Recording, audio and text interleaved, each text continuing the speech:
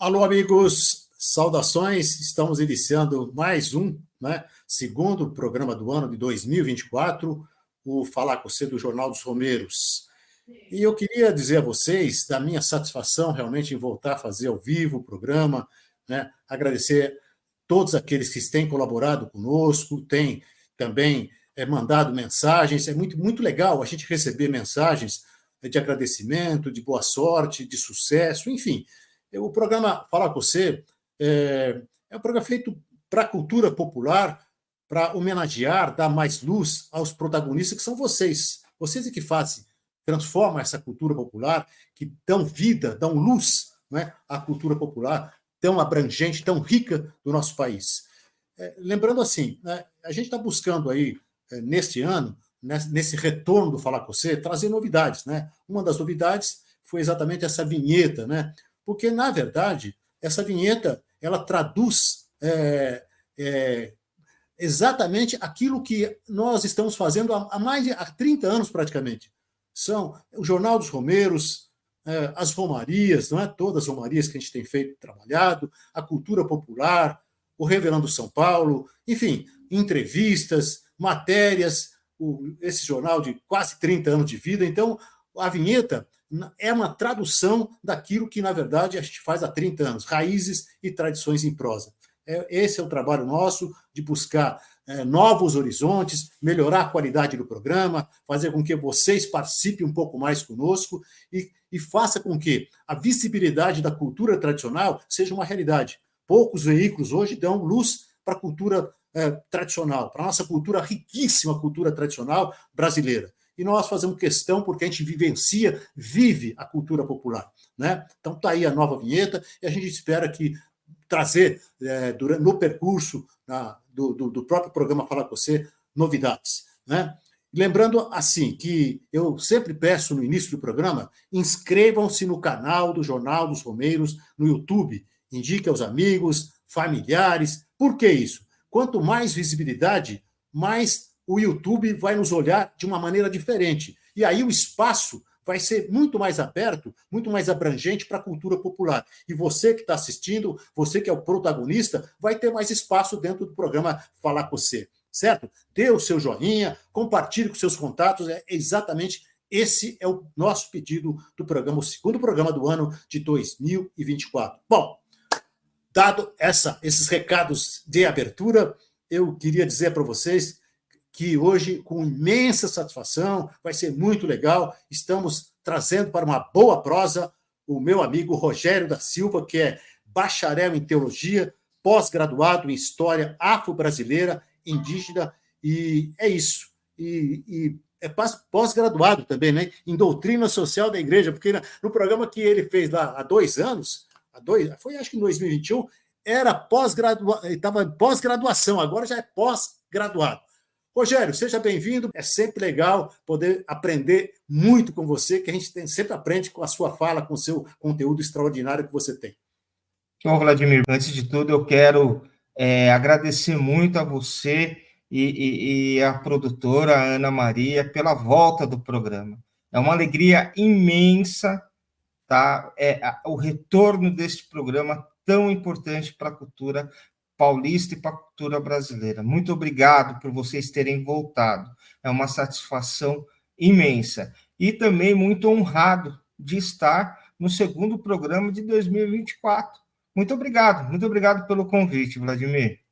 Legal. Bom, hoje o tema, você já sabe, né? Você que está nos assistindo em qualquer canto do Brasil ou fora do Brasil, se você quiser compartilhar, vai ser uma honra para nós você compartilhar conosco, fazendo a sua pergunta para o teólogo aqui, o Rogério da Silva. Bom, eu queria já provocar você de saída para que a gente fale um pouquinho sobre o padre Júlio Lancelotti. Nesses últimos tempos, ele tem sido realmente alvo de críticas, de ataques, até ataques infundados, até de vereador, jornalista não, vereador, deputado, né? Uma coisa assim quase que insana.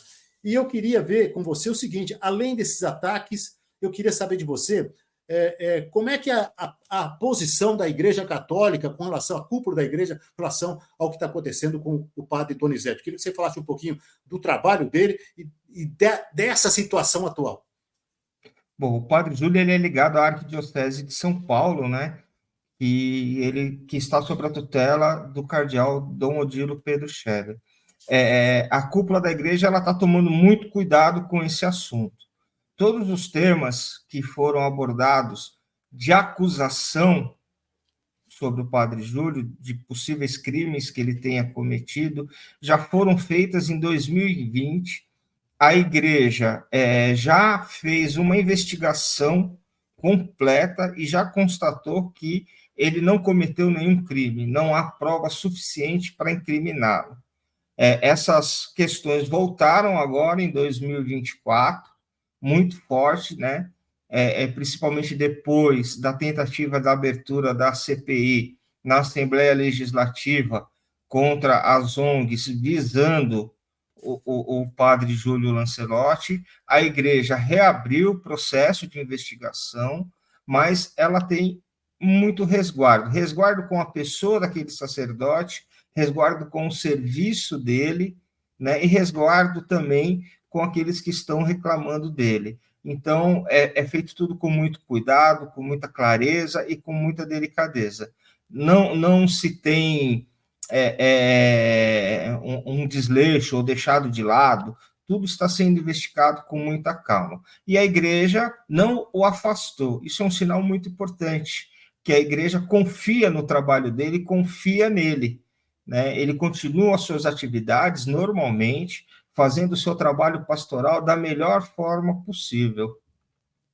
Legal, né? Porque quando a gente percebeu e sentiu esse drama do padre Donizete, a primeira coisa que me veio à mente foi o seguinte: vamos conversar com o Rogério, e o primeiro tema do programa, da pauta do programa, tem que ser o padre Donizete, pelo trabalho efetivo que ele faz, e lembra muito, né? Lembra muito Jesus Cristo, né? Que fazia mais ou menos isso mesmo, né? Tanto, a foto aí. A humildade desse padre, fantástico, né? Evidentemente que é uma insanidade querer atacá-lo, né? Bom, eu queria aqui agradecer a Maria Sardinha, grande abraço, Maria Sardinha, companheira, está sempre participando do programa. Aliás, a Maria Sardinha pode se preparar, porque a gente vai fazer um especial falando de todo o trabalho dela e da sua família, um trabalho em família maravilhoso, que a gente vai trazer um especial com a Maria Sardinha. A Sandra Santana da Silva, a Reis, né? Zíngaras, o Santana e o Jailson Rodrigues participando conosco do programa de hoje, já participando do programa de hoje. A Marisa Santana, boa noite, Marisa, obrigado pela participação. É isso aí. Bom,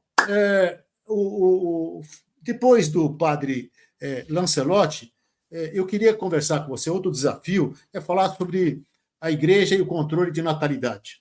A gente sabe que o crescimento descontrolado da população, sobretudo em países mais pobres, pode gerar problemas e gera normalmente problemas, fome, desnutrição, mortes prematuras, porque com a fome acaba criando aí uma situação de óbito, né? Isso é mais ou menos que natural. A Igreja Católica aceita esse controle dentro do conceito de paternidade responsável, ou seja, aos pais cabe a decisão de ter número de filhos e a obrigação de prover para que tenham uma vida digna. Como é que é a situação da igreja hoje? Ela continua com aceitando esse controle dentro desse contexto? Como é que você enxerga isso? Dentro da paternidade responsável, ela aceita sim, desde que seja os métodos anticonceptivos de forma natural, né? Ou que a gente popularmente pode falar, né? O namoro do casal no calendário, né? Desde que seja dessa forma, a igreja aprova. A igreja não aceita o controle de natalidade feito pelo governo, controle de natalidade estatal, aquilo que o governo quer controlar. Né? Mas dentro dessa situação do controle de natalidade, também tem outras situações, né? Que implicam, a questão social também pesa muito, né? O governo ele quer que você controle o controle tenha o controle de natalidade, né? Tenha a questão da imunização, né? Como se fosse uma imunização de rebanho, né? esterilizando, a esterilização, na verdade, né? Isso Principalmente acontece ainda, né, Rogério? Essa esterilização que você se refere ainda acontece, né? Que é um acontece crime, na muito, verdade, né? Isso é um crime, né? sim, acontece muito e prejudica muito a mulher, porque geralmente a esterilização são feitas em mulheres, e isso é uma mutilação do corpo da mulher, Sim. né? E isso é uma crueldade enorme, enorme, principalmente nos países mais pobres, né, aonde existe algumas ditaduras, Ah, principalmente, né, o governo faz essa esterilização em mulheres de forma a mutilação, sem que a mulher possa decidir sobre o seu corpo. Isso é um crime gravíssimo. e me fala uma coisa, esse controle ele é muito complicado, né? Para você realmente efetivá-lo, né? Como é que você vê isso? Porque nesses países, por exemplo, vamos dizer, mais vulneráveis, né? Para não falar a palavra pobre, ele se torna um pouco difícil de. Como é que a igreja. Claro, a igreja dita uma norma, mas como é que existe esse controle? É um pouco complicado isso, não é não? Não dá para você controlar, né? Não dá para você ficar observando em todos os lugares se esse controle está sendo feito ou não. Deixando claro que, como eu disse, que toda maneira científica ou médica de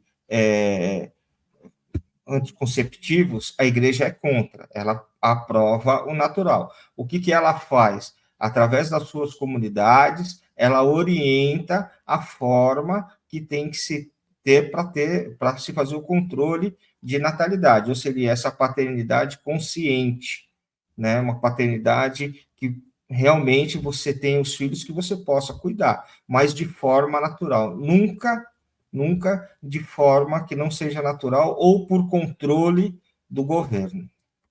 Bom, nós estamos conversando no programa de hoje, no Falar com você, o segundo programa desse ano de 2024, com o teólogo Rogério da Silva.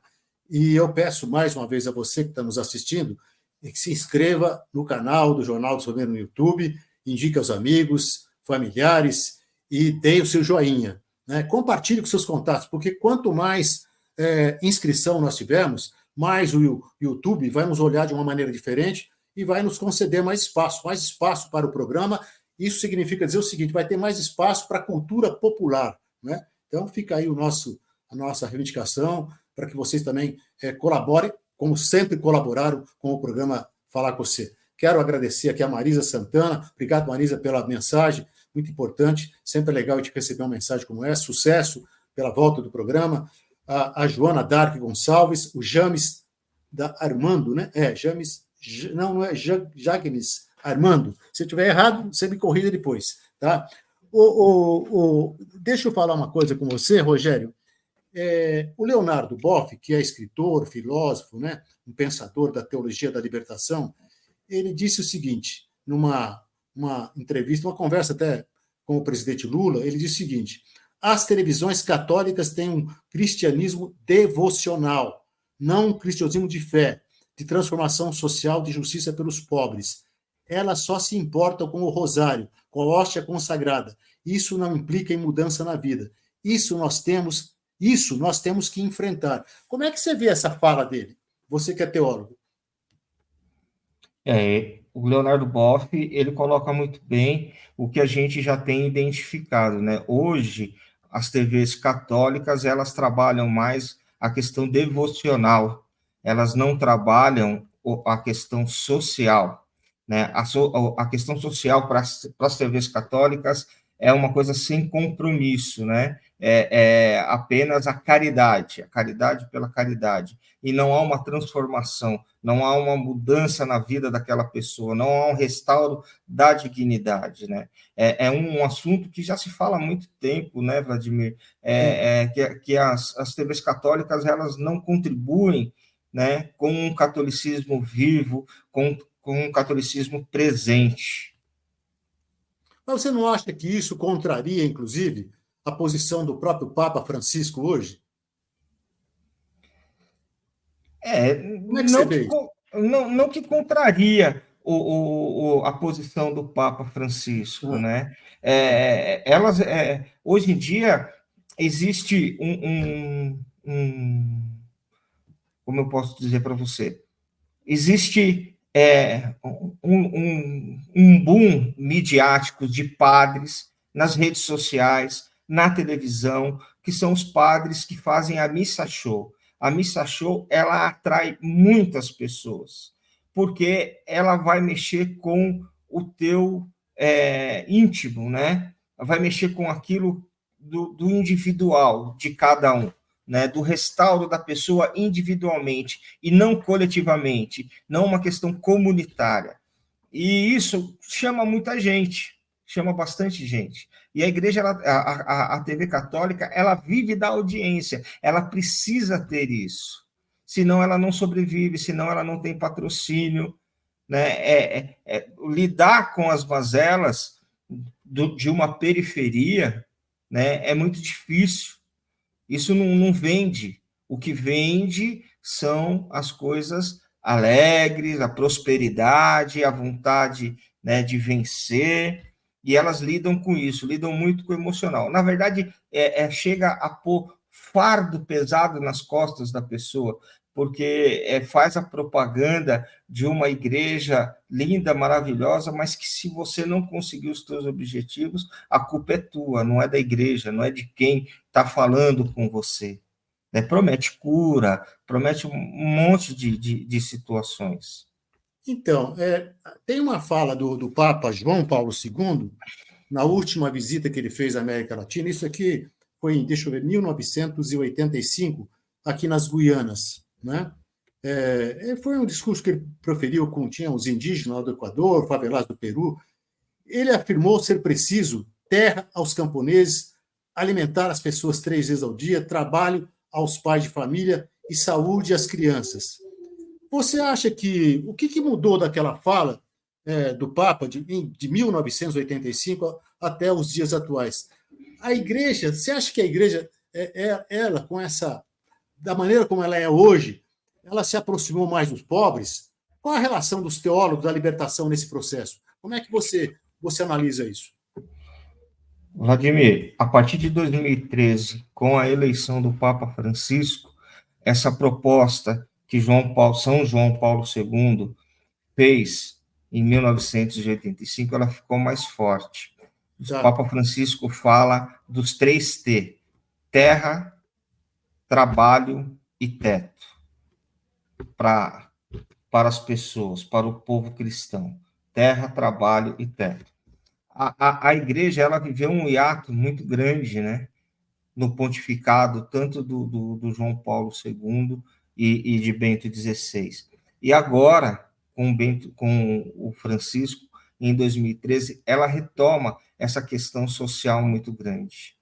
E é importante e é preciso que a igreja ela viva aquilo que ela proclama. Ela precisa ser uma igreja pobre para os pobres. Ela precisa ser uma igreja periférica, assim como Jesus, que nasceu na periferia, que andou pela periferia da sua época, da sua terra, a igreja precisa fazer isso também. E é retomado isso, é retomado essa força que a teologia latino-americana, né, a gente também faz uma transição na mudança do nome, sai de teologia da libertação para uma teologia latino-americana, né, que é uma teologia no meio do povo, para o povo, a partir do povo. Isso é muito importante. O Papa Francisco resgata isso com várias coisas. Ele resgata isso com os 3 T, ele resgata isso com a economia de Clara e Francisco, ele resgata isso com a preocupação com a Amazônia.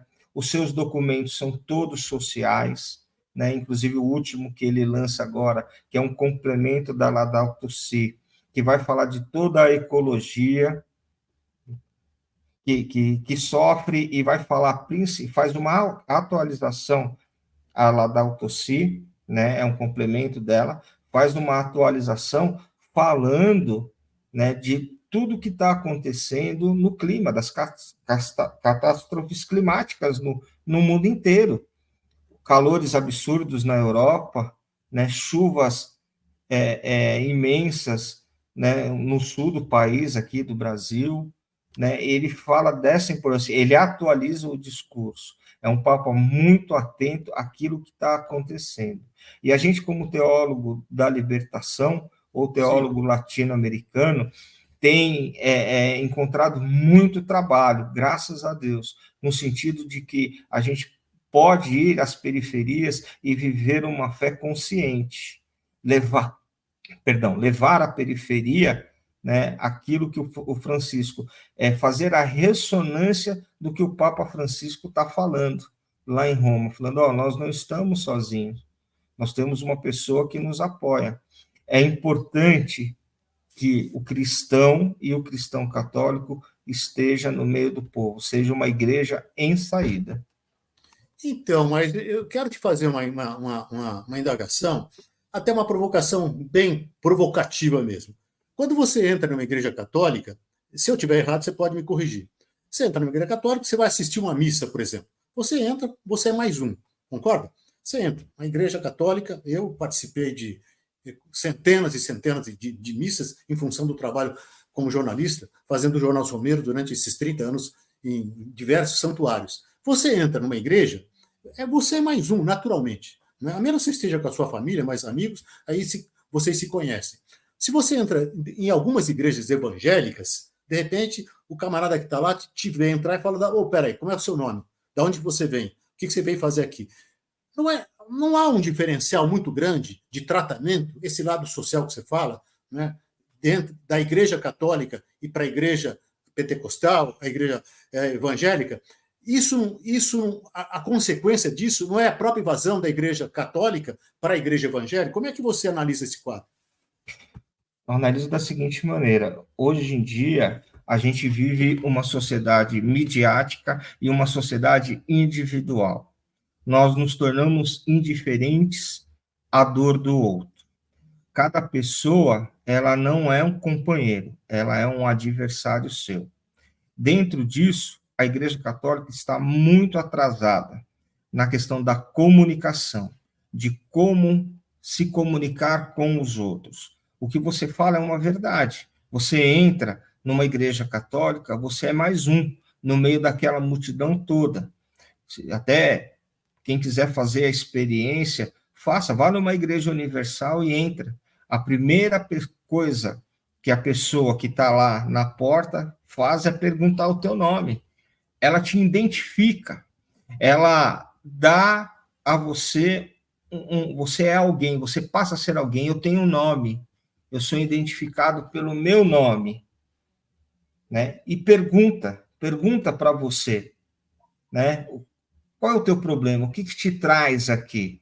É alguém preocupado com você. O Papa Francisco fala muito isso hoje. É uma orientação muito importante dele, né? Acolher, receber as pessoas, assim como Cristo fez. E esse acolher, ele não pode ser um acolher de cima para baixo, de uma pessoa santa para um pecador, mas de duas pessoas que são iguais. A igreja tem que voltar a aprender isso. E aprender com Cristo, não tem outra maneira. Aprender através dos evangelhos, da palavra. Se a gente pega o encontro de Jesus Cristo com a samaritana no poço de Jacó, a primeira palavra que Jesus Cristo fala para aquela mulher samaritana, que já tem um bojo enorme de preconceitos nas costas, é de um povo que ninguém ama, porque é samaritana, é mulher, tem que ir ao meio-dia, depois que todo mundo já pegou água, para poder pegar a sua água. E qual é a primeira palavra de Jesus? Tenho sede. Igual a ela. Ela está no poço porque ela tem sede. E ele se coloca em pé de igualdade. Nós, católicos, temos que aprender isso. Temos que ter esse discernimento. Temos que poder fazer essa comunicação. E fazer essa comunicação também que ela se estenda para outras pessoas. Né? É o que a campanha da fraternidade este ano pede. Pede para a gente que a gente faça a amizade social. O que é a amizade social? É se importar. Nós perdemos essa questão do se importar com o outro, de sentir a dor do outro. Né? Nós nem escutamos as pessoas. A gente até conversava ontem, né, Vladimir, que Sim. há uma diferença muito grande entre ouvir e escutar. Ouvir, você ouve o rádio do seu carro dirigindo e você não está nem aí com o que está falando. Escutar é você parar, prestar atenção. Quando alguém no rádio dá uma notícia que você caracteriza que é importante, você aumenta o volume, que é para você poder escutar. Nós precisamos escutar o outro, escutar a dor do outro, não só classificar. Rogério, você acha que dentro desse contexto que você está analisando, que eu acho profundo, você acha que a Igreja Católica hoje ela tem, não diria estrutura, mas o ambiente que o mundo está vivendo hoje, de muita contradição, de muito ódio até, né? Por incrível que pareça, claro que a gente não quer isso, mas a gente está vendo por aí semear o ódio para tudo quanto é lado, né? Em diversos lugares do planeta, não é um local único, vários, né? E as polêmicas que estão sendo geradas através disso. Você acha que é o momento? Você acha que a igreja pode restaurar isso, como foi, por exemplo, no início da era cristã? Você tinha uma igreja mais participativa, mais social. Como é que você vê? O Papa, lógico, o Papa Francisco, sem dúvida alguma, ele é respeitado no mundo inteiro como Papa, pela fala, pela maneira de ser, por ser o Papa como é. Agora, ele está sendo efetivamente ouvido? Você acha que a própria a Igreja Católica, no seu todo, vai praticar isso? Está disposta a praticar isso? Como é que você analisa? Olha, ele não está sendo ouvido pelos cristãos católicos. Definitivamente não. A ressonância da fala de Francisco, ela dá muito mais em pessoas de outras religiões, em pessoas que são ateias, do que no próprio cristão católico. O cristão católico não ouve o Papa Francisco. E olha Mas que qual é ele a tem causa dado... disso? Qual é a causa disso?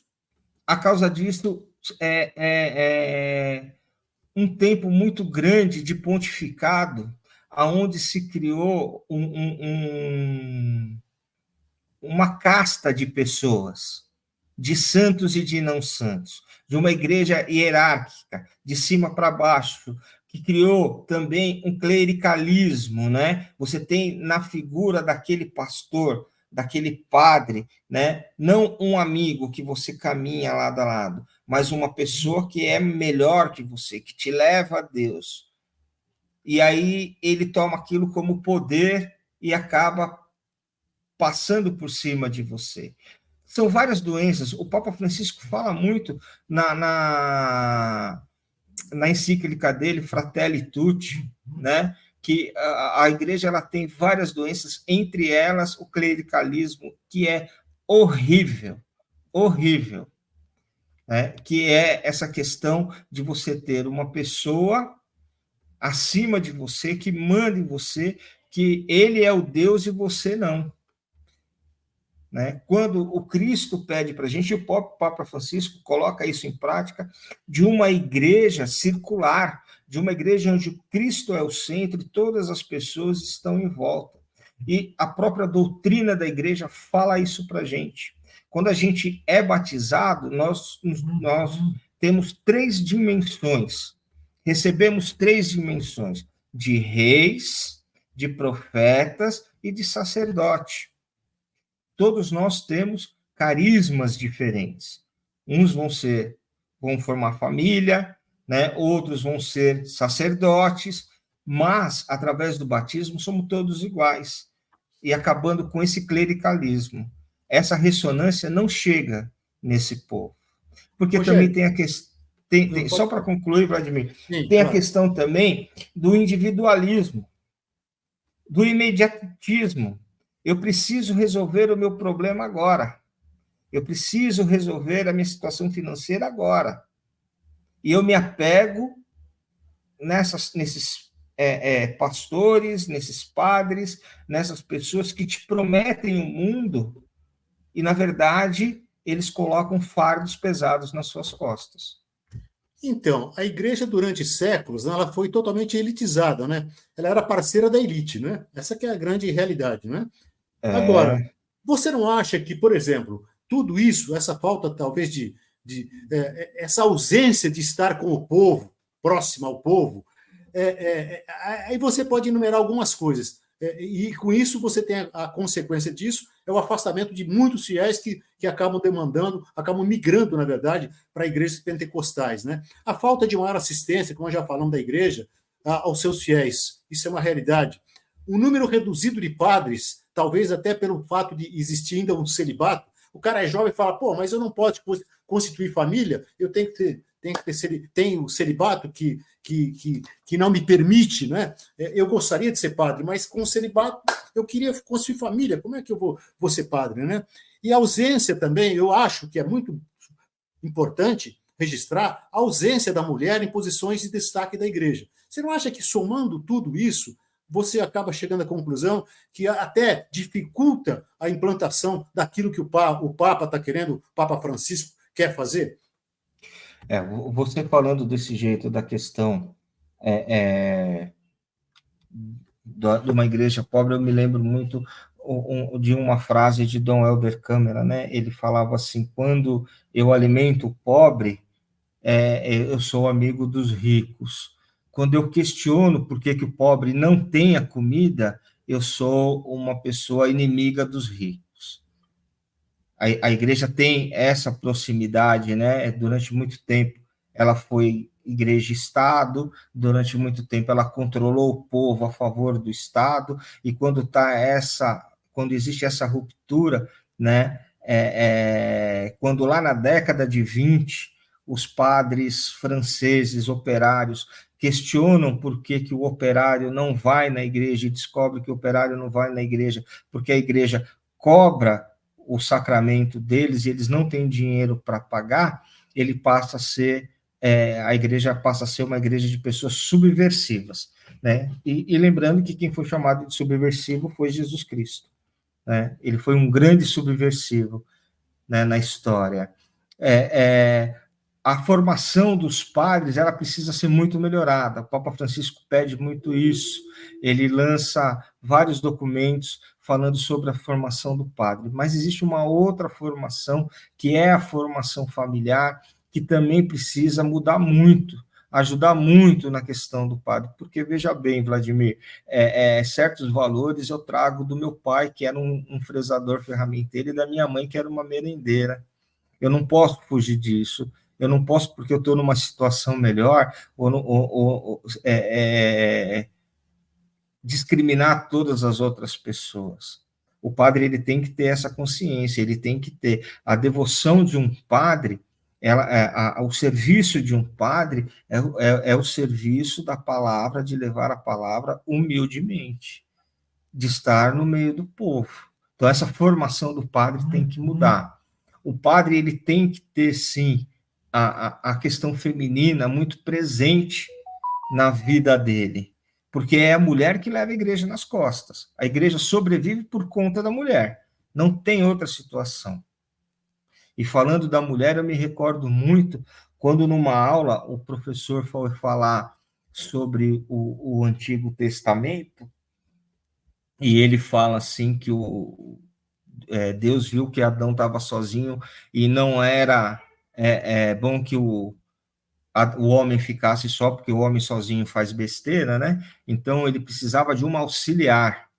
E aí ele cria a mulher, né, para ser auxiliar. Mas aí quando você vai lá no Salmo, a pessoa que mais auxilia o outro é Deus. O que isso quer dizer?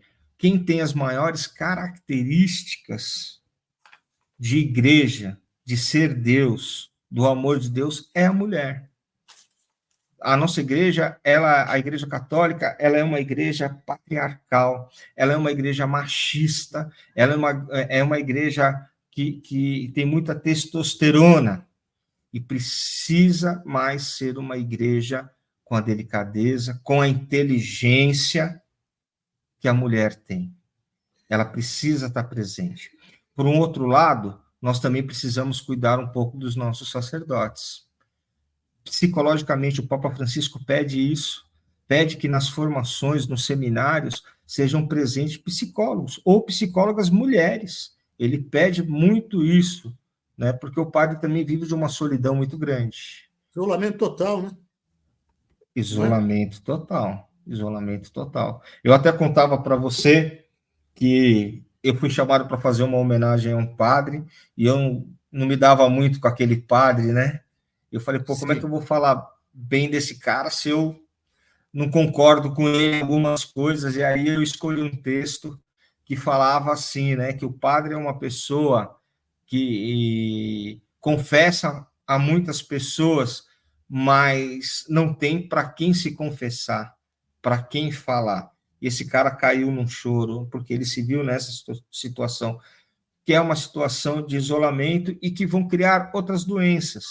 Eu tive padres, amigos que morreram por solidão, né? Literalmente, que viraram pessoas consumistas, né?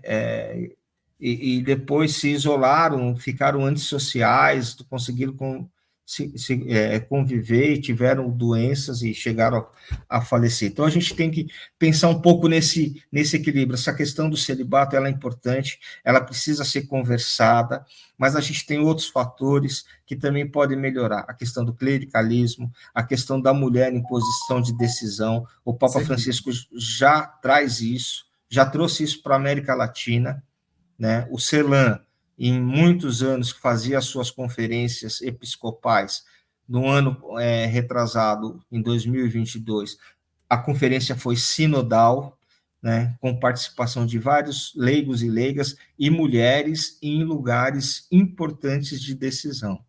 E a igreja ela precisa retomar isso. E ela só vai andar de novo quando ela entender que o lado feminino da igreja é muito melhor do que o lado masculino. Aliás, o espaço da mulher está aí, né? Eu acho que está na hora realmente dela ocupar todos os espaços, acabar com essa discriminação, esse preconceito, né, contra a mulher que ainda existe, né? A Sandra está dizendo o seguinte: o padre está aí para servir, não ser servido, né? Que também concordo com ela. A Negona Mil Camilo é a mulher do Ogan Fabrício. Grande abraço a vocês, né? Vai. E ao Fabrício. Oi, Fabrício. A Vanusa Caimbé foi a primeira mulher indígena a tomar a vacina. Lembra disso? Fizemos programa com a Vanusa Caimbé aqui no Falar com Você. Isso na época das vacas magras, né? Como não se deveria vacinar, entre aspas, né? Claro que a vacina fundamental é preciso ser vacinado, né? Tem gente ainda que tem governadora que acha que não deve ser, não precisa vacinar as crianças da escola, né? É um absurdo, mas enfim, vou fazer o quê, né? Nós estamos conversando com o Rogério da Silva, teólogo. Rogério, a gente está quase no final do programa, senhor. Deixa eu ver se tem alguma coisa. Tem muita coisa para falar, mas deixa eu ver aqui. Tinha a teologia do medo, da retaliação, né? Celibato, já falamos. Eu queria que você falasse, essa campanha da fraternidade, que reflexo que você acha que deve ter na sociedade? Porque é o tal negócio, você faz a campanha da fraternidade, mas ela tem reflexo? É que nem a gente questiona muitas vezes. A Comissão Nacional de Folclore, você tem lá, qual é o resultado prático disso? Precisa ter resultado prático, porque senão não adianta nada, né? Como é que você enxerga isso? Ela tem, sim, ela tem muito, né? Tá. Você acabou de falar aí da pandemia, né? Da questão da vacina, e eu acho que é claro para todo mundo, que o SUS foi um grande protagonista, né? O SUS atendeu a ricos e a pobres de maneira igual e Sem dúvida. salvou todo mundo, né? Aqueles que puderam ser salvos, que tinham recurso, foram salvos, e o SUS nasce de uma campanha da fraternidade. Em 1988, a promulgação da Constituição Brasileira, o SUS entra através da Pastoral da Saúde, da CNBB, que vem de uma campanha da fraternidade que fala sobre saúde. E hoje a gente tem o SUS aí na Constituição, é uma coisa legal, coisa que no mundo inteiro não tem um plano de saúde totalmente custeado pelo governo. Vai se falar de algumas coisas? Vai. Algumas coisas perfeito não é. Não é. Pode melhorar? Pode melhorar. Mas salvou muita gente, bastante gente nessa pandemia. Provou que tem valor, né? E nasce de uma campanha da fraternidade. E essa agora, Vladimir, sendo bem sucinto, vai falar justamente dessa questão da divisão, da polarização. Muito importante, muito importante. Que a gente virou inimigo de uma hora para outra de pessoas que eram tradicionalmente amigas da gente. A gente perdeu a questão da preocupação com o outro, né? Essa campanha da fraternidade vai retomar a Caim e Abel, quando Deus pergunta: cadê o teu irmão? Né? E Caim fala assim: o que eu tenho a ver com ele? Eu não tenho nada a ver com ele. Eu afinal, sou babá dele agora para falar do meu irmão? Não é, você é babá do teu irmão, você tem que cuidar do teu irmão, você tem que preocupar com ele. A gente perdeu, né, essa inquietação, né, de incômodo que o sofrimento do outro traz. Por isso que o padre Júlio é castrado, porque ele se incomoda com o sofrimento do outro. Ele vai lá, ele briga, né, para que o outro tenha o bem-estar. E a sociedade perdeu isso. Só para encerrar, no Rio de Janeiro, acho que há 2 anos atrás, um homem morreu, infartou dentro da padaria. Os caras puxaram o corpo dele para um canto e continuaram vendendo, trabalhando ali normalmente, como aquele corpo. Aí me lembra aquela música que eu acho que é de Chico Buarque, né, do corpo, que depois tinha nego vendendo espetinho, né? A gente perdeu isso e a gente não pode, a gente tem que retomar essa questão da amizade social, de se preocupar com o outro. Eu acho que a sociedade, né, claro que não são todos, né, mas de uma maneira geral, como a gente está vendo esse universo do planeta Terra, foi picado pela ignorância, né? Porque não é possível você deixar de olhar o outro como se fosse você, né? Eu acho que a paz é a melhor coisa do mundo. Eu acho que liberdade e paz são 2 coisas fantásticas que a gente pode vivenciar e bem, para você realmente viver bem aqui no planeta Terra. Expiação, né? Nessa passagem. Mas, infelizmente, a gente percebe que uma pena que a gente não possa falar sobre esse tema, mas na próxima oportunidade, Rogério, você já está convocado para a gente falar sobre esse tema, que ele é fundamental. Quero te agradecer de coração. Nós estamos chegando no final do programa, as suas considerações finais, mas eu quero te agradecer e muito. E antes, lembrar, Maria Sardinha, obrigado pelo seu incentivo, parabenizando o programa, parabenizando o Rogério pela aula, mais uma aula que ele nos deu aqui sobre a religiosidade, importantíssimo isso. Então, fica aí o registro. O convite, eu coloco à sua disposição para considerações finais. Eu só queria falar uma coisa rapidinho, Vladimir. Hoje eu fiz uma experiência que me surgiu na cabeça para fazer, porque não se engane as pessoas que acham que não vivem nesse turbilhão de indiferença, porque a gente vive, é uma coisa automática que a gente não controla. Hoje eu mandei para algumas pessoas, escolhida a dedo, uma música e uma frase, né? Meu respeito pela tua amizade, uma música falando sobre amizade. Foram poucos os retornos. E são pessoas de minha inteira confiança, de minha inteira amizade. E alguns retornos foram frios. A gente está nesse turbilhão, está vivendo nesse meio, e a gente não consegue sair, e a gente acha que a gente não está. Vladimir, eu quero agradecer a você, a Ana. Ana, obrigado por essa produção maravilhosa do programa. Vladimir, muito obrigado pela oportunidade. Tá aí, gente. Obrigado a vocês todos, a Sandra Santana, a Negona, a Marisa Santana, né? Falando sobre as reflexões. Marisa Santana. Que a minha letra é horrorosa, né? Desde que eu me conheço por gente. A Maria Sardinha, a Sandra Santana, a Reis, Zíngaras, o Santana, o Jailson, mas muita gente, a Vanusa, todos aqueles que participaram, que nos incentivam sobremaneira para a gente continuar com o programa Falar com Você. Lembrando mais uma vez que a inscrição de vocês no canal do Jornal dos Romeiros, no YouTube, é hiper importante. Indique aos amigos, familiares, dê o seu joinha. Sabe por quê? Quanto mais visibilidade, mais espaço o YouTube vai nos fornecer, que vai ser para vocês da cultura tradicional, vocês que são os protagonistas. Obrigado, Marisa Santana, foi top, né?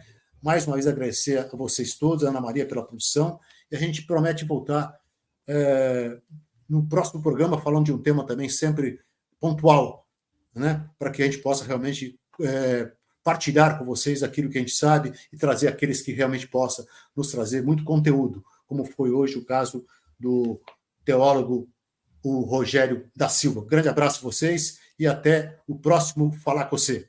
Grande abraço.